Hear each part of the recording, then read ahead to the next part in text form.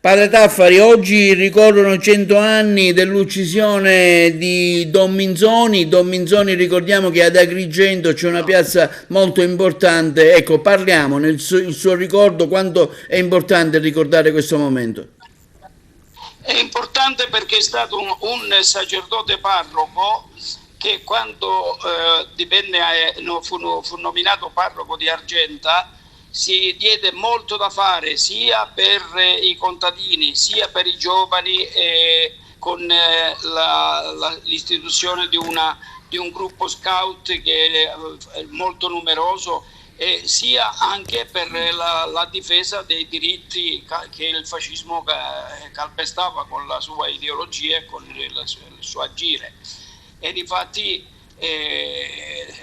lui si iscrisse al Partito Popolare e ne diede notizia pubblica, e neanche diciamo poche settimane lo fecero fuori due sicari provenienti da un comune vicino, e mentre lui stava rientrando a casa con un suo parrocchiano, il quale dopo che lo bastonarono a morte lo ha accompagnato in canonica, ma è ispirato poi.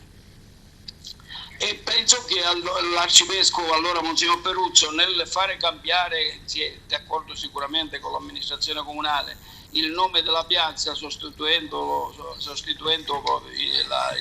il nome di San Gerlando, ebbe certamente dei motivi molto forti, sia perché per l'eroicità del gesto di Don Minzoni, del dono della vita, sia perché voleva additare sicuramente ai seminaristi un fulgido esempio, ecco, di ideale di santità sacerdotale e di pastorale.